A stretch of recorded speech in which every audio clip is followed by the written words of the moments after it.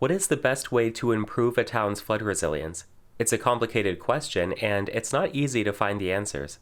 The Flood Resilience Challenge, or the FRC game, presents you with a paralyzing number of options and an overwhelming variety of stakeholders who all want their voices heard. As one of these stakeholders for the town of Hydrason, your goal is to have your values fulfilled by ensuring that your group places specific flood risk management measures and by ensuring that you don't go bankrupt. Unfortunately, most stakeholders will have different opinions on the best measure to implement, and that's where the negotiation begins. Over the course of 3 rounds, you'll go through a few different phases. Choose which measures to implement for the town, check for a flood event, pay out flood damages and gain income, and then vote on the effectiveness of the politicians that round. Now, let's log in to the game. First, visit the URL provided to you by the administrator of the game. Type in the username and password that they've given you. You'll find yourself at a screen that looks like this. Your role will be on the top left here with a green outline. For example, I am the mayor. Your navigation console is on the left here.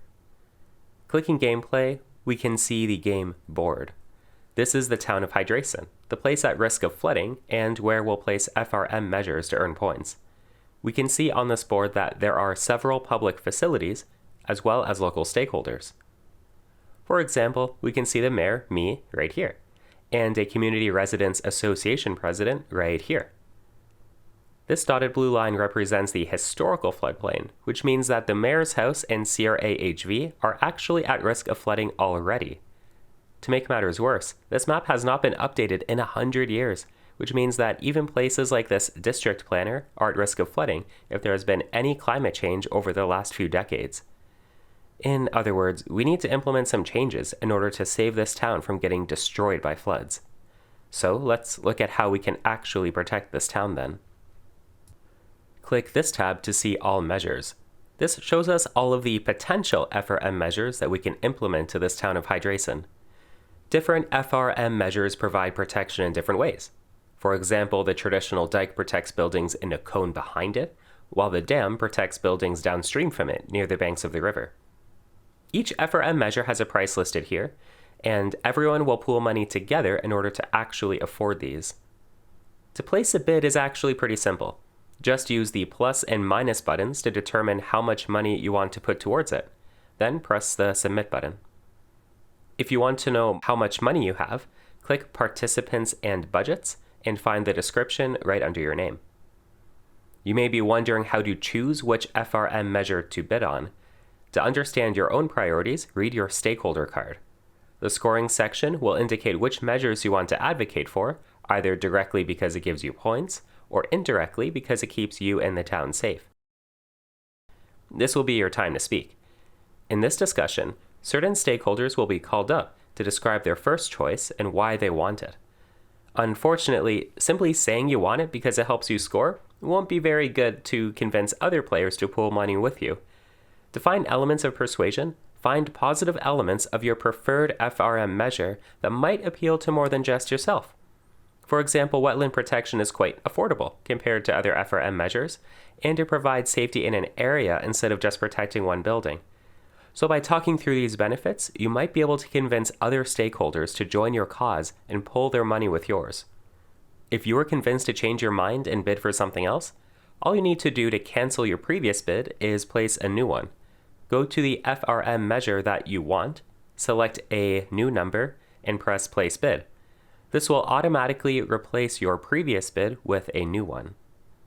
You may notice that some FRM measures cost 0 money, and you can't even bid on them.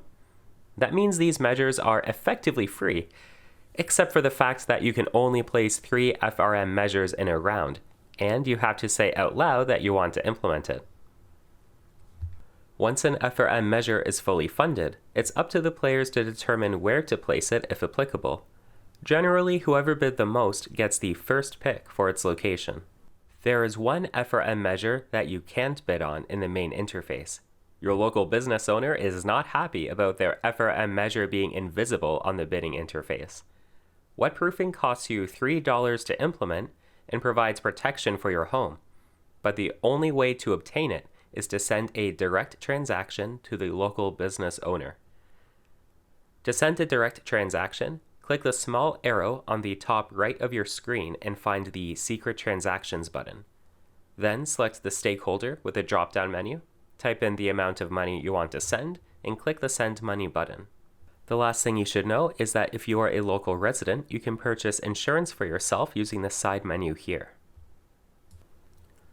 Once time runs out, or 3 measures have been placed, it will be time to check for the flood event. Press the Refresh button on the top right of your screen to get an update to the new phase. If the town floods, some of you will incur light or heavy flood damage and lose a lot of your money, unless you've been protected by an FRM measure. Once the facilitator has marked who has been affected by flood damage, press Refresh on the top right, and you'll see your budgets adjust. You'll get income, and you'll also lose money if you've taken flood damage. And then it will be time to vote. Press the Refresh button on the top right of your page again, and then you will see the voting interface. Each round, you essentially get to tell the politicians how well you think they did that round. Your vote directly affects how many points they gain, which is information you can use to your advantage in negotiations. And then it will be time for a new round. At the end of the third round, all players will then add up their points. If you've earned 4 points, you will win the game. If you have any further questions about the FRC game, whether it's gameplay or background, please message the facilitator or administrator of the game and we'll be happy to answer your questions. Hope you enjoy the game.